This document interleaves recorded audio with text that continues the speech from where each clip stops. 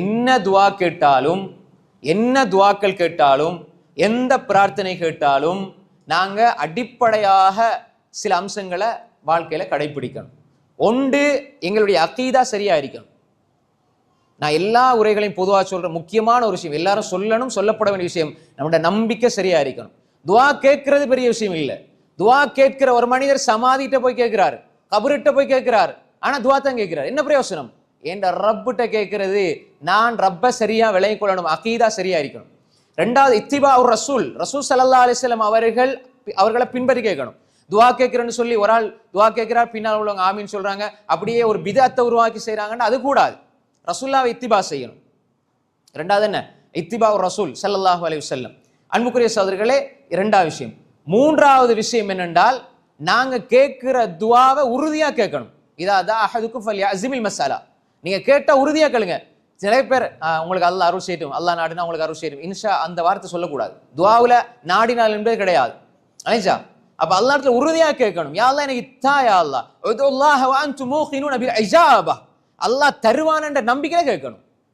அல்லாஹ் தருவான் என்ற நம்பிக்கையில அல்லாஹ் இடத்துல உறுதியா கேட்கணும். ரெண்டாவது, அல்லாஹ் தருவான் என்ற நம்பிக்கையில கேட்கணும், துவா கபூலாகும். அதே மாதிரி அன்புக்குரிய சகோதரிகளே, நாங்க எங்கட பொருளாதாரத்தை ஹலாலாக்கி கொள்ளணும். நீங்க ஹராமான வழியில சம்பாதிச்சு துவா கேட்டா துவா கபூல் செய்யப்படாது. துவா கபூல் செய்யப்படாது. நாங்க இந்த நேரத்தில் துவா கேட்டோம், சுபூல கேட்டோம், தஹஜ்ஜுதுல கேட்டோம், சுஜூதுல கேட்டோம், இந்த நேரத்துல கேட்டோம், அந்த நேரத்துல கேட்டோம், அப்படி கேட்டோம், இப்படி கேட்டோம், நிறைய கேட்டோம். நான் கவனிச்சு கேட்கிறேன், ஆனா அல்லாஹ் கபூலாக்குற இல்லையே என்று சொன்னா நாங்க இதை பார்த்துக்கணும். எங்களோட அக்கீதா சரியா இருக்குதா? ரசூல் ஸல்லல்லாஹு அலைஹி வஸல்லம் காட்டி தந்த வழிமுறையில் நாங்க அமல்களை துவாக்களை கேட்கிறோமா? அல்லது அதே மாதிரி எங்களுடைய துவாக்களை உறுதியோட கேட்கிறோமா? அல்லாஹ் பதிலளிப்பான நம்பிக்கையில கேட்கிறோமா? அதே மாதிரி எங்களோட பொருளாதாரம் ஹலாலா இருக்குதா? ரசூல் ஒரு மனிதரை பத்தி சொன்னார். இது நீண்ட ஹதீஸ், விளங்கப்படுத்த வேண்டிய ஹதீஸ், சுருக்கமா சொல்லேன். சும்ம தக்கர ரஜுல் யுதீலு ஸஃபர் அஷ்ஷத வ அக்பர் யமுத் யதைஹி இலஸ் ஸமா யா ரப் யா ரப் வமத்அமு ஹராம் வமஷ்ரபு ஹராம் வமல்பஸு ஹராம் வகுதிய பில் ஹராம் ஃபஅன்ன யுஸ்தஜாபு லிதாலிக். ஒரு மனிதரை பத்தி ரசூல் சொன்னாங்க, அவர் நீண்ட பயணம் போறார், யுதீலு ஸஃபர் அஷ்ஷத வ அக்பர், தலை விரிகோலமாக புழுதி படிந்த நிலையில போறார். யமுத் யதைஹி இலஸ் ஸமா, வானத்தின் பக்கம் கையை உயர்த்துகிறார். யா ரப் என்று அழைக்கிறார். இந்த நாலும் துஆ ஏற்றுக்கொள்ளப்படுற சந்தர்ப்பம். ஒன்று பிரயாணி, ரெண்டாவது தலைவிரிகோலமா புழுதி படிந்த நிலையில் இருக்கிறார், ரெண்டாவது துவா ஏற்றுக்கொள்ளப்படுற சந்தர்ப்பம். அடுத்தது யா ரப் என்று அழைத்தால் அல்லாஹ் துவாவை ஏற்றுக்கொள்வான ஹதீஸ் வருது. இது மூன்றாவது துவா ஏற்றுக்கொள்ளப்படுற சந்தர்ப்பம்.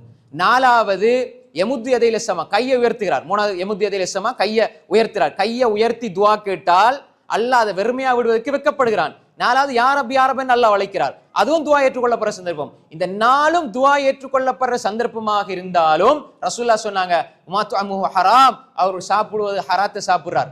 ஒன்று ஹராத்தை சம்பாதிச்சு சாப்பிடுறார், ஹராமான முறையில சாப்பிடுறார். அவரை குடிபானம் மஷ்ரபு ஹராம், அவர் குடிக்கிறது ஹராம், அதாவது ஹராமான முறையில சம்பாதிச்சு குடிக்கிறார். வமல்பஸு ஹராம், அவர் அணிந்திருக்கிற ஆடை ஹராம். வகுதிய பில் ஹராம், ஹராத்தை கொண்டு வயிறு நிரப்பியிருக்கிறார், வாழ்க்கையை நிரப்பியிருக்கிறார். அப்படி இருந்தால் அல்லாஹ்வுடைய தூதர் சொன்னாங்க, இப்படி துவா கேட்கிற, துவா ஏற்றுக்கொள்ளப்படுற இப்படி சந்தர்ப்பங்கள் இருந்தாலும் இவர் துவா கேட்டா ஃபஅன்னா யுஸ்தஜாபு லஹ், ரெண்டு மாதிரி வருது, ஃபஅன்னா யுஸ்தஜாபு லிதாலிக் ஃபஅன்னா யுஸ்தஜாபு லஹ். இவருக்கு எப்படி துவா ஏற்றுக்கொள்ளப்படும்? இவருடைய துவாக்கு எப்படி பதில் கிடைக்கும்? இவருடைய துவா எப்படி அல்லாஹ்விடத்தில் அங்கீகரிக்கப்படும் என்று சொன்னாங்க ஸல்லல்லாஹு அலைஹி வஸல்லம். எனவே ஹலாலான உழைப்பு இருக்கணும். வட்டியோட சம்பந்தப்படுறார், அடுத்தவனுக்கு பொல்லு வைக்கிறார், கடன் கொடுக்காம இருக்கிறார், ஹராமான முறையில் உழைக்கிறார், அடுத்தவரை ஏமாத்தி அடுத்தவனுக்கு அநியாயம் செய்து சம்பாதிச்சுங்கிறார், அடுத்தவனுடைய சொத்தை சூறையாடி வைத்திருக்கிறார், அல்லது அனந்தர சொத்து பங்கு இல்ல நானாக்கு போண்டிய தம்பி எடுத்து வச்சு கொண்டிருக்கிறார், தம்பி எடுக்க வேண்டியதை நானா எடுத்து பறிச்சு வச்சு கொண்டிருக்கிறார். இப்படியெல்லாம் ஹராத்தை வச்சு கொண்டிருந்தால் துவா ஏற்றுக்கொள்ளப்படாது, எவ்வளவு துவா கேட்டாலும் சரி. அதே மாதிரி தான் இதை இன்னும் விளங்கப்படுத்திட்டு போகலாம். கடைசியாக ஒரு விஷயம், இது அடிப்படையான விஷயம், குடும்ப உறவை துண்டித்தவருடைய துவா ஏற்றுக்கொள்ளப்படாது, அவருடைய அமலும் ஏற்றுக்கொள்ளப்படாது. இன்றைக்கு சின்ன சின்ன பிரச்சனைகளுக்காக குடும்ப உறவை துண்டிச்சு கொள்றோம். பாப்பாவோட பேசுறது இல்லை, உம்மாவோட பேசுறது இல்லை, சொந்த தங்கச்சியோட பேசுறதில்ல, சொந்த நானாவோட பேசுறதில்ல. என்ன காரணம் என்றா சின்ன சின்ன பிரச்சனைகள், புரிந்துணர்வு இல்லாமை.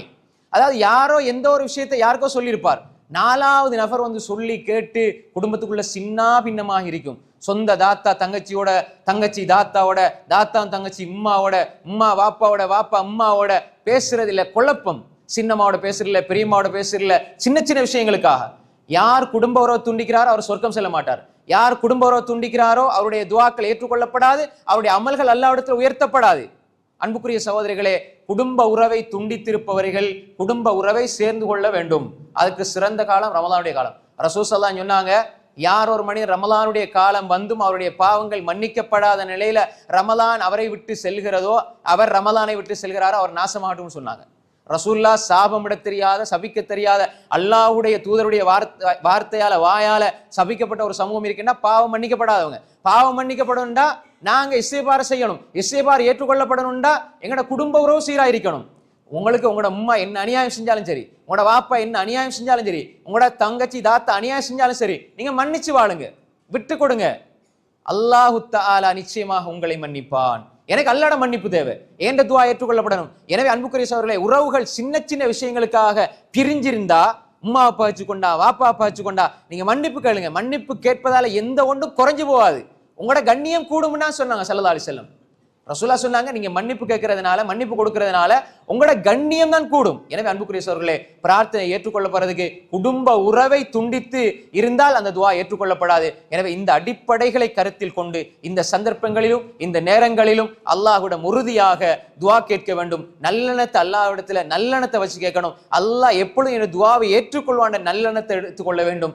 எல்லா நிலைகளிலும் என் ரப் என்னோட இரக்கமா இருக்கிறான்னு சொல்லி உள்ளத்தில் எடுத்துக்கொள்ளணும். ஆனா இந்த லன்னி அபுதீபி, என்னுடைய அடியான் என்னை பற்றி என்ன நினைக்கிறானோ அப்படிதான் நான் நடந்து கொள்வேன். அல்லாஹ் என்ன சொல்றான் ஹதீஸ் குத்ஸில, என்னை பற்றி என்னுடைய அடியான் என்ன நினைக்கிறானோ அது போல நான் நடந்து கொள்வேன். ஒரு அடியான் நினைக்கிறான் அல்லாஹ் எனக்கு தரமாட்டானா தரமாட்டான், அல்லாஹ் எனக்கு தருவான், அல்லாஹ் தருவான். அல்லாஹ் தெளிவா சொல்லிட்டான். எனவே அன்புக்குரிய சகோதரர்களே, இப்படிப்பட்ட சூழ்நிலைகள் எந்த நிலை வந்தாலும், எந்த கஷ்டம் வந்தாலும், எந்த பிரச்சனை வந்தாலும், எந்த சூழ்நிலை வந்தாலும் அல்லாஹ் எனக்கு பதில் அளிப்பான் என்ற அந்த எண்ணத்தோடு நாம் அல்லாஹ்விடத்துல துஆ கேட்கணும். எங்களுக்கு மத்தியில இருக்கிற விடயங்களை, எங்களை துஆவோட சம்பந்தப்பட்ட அடிப்படை அம்சங்களை சீர் செய்து நாம் அல்லாஹ்விடம் எந்நேரமும் துஆ கேட்கிற மனிதர்களா, எல்லா நேரமும் துஆ கேட்கிற மனிதர்களாக நாங்கள் ஆக வேண்டும். அந்த துஆக்களின் மூலமாக அல்லாஹ்வோடு தொடர்புல இருக்கக்கூடிய நல்ல சாலிஹான மக்களாக நாம் மாற வேண்டும். அப்படிப்பட்ட நன்மக்களாக அல்லாஹு தஆலா நம்ம எல்லோரையும் ஆக்கி அருள்வானாக.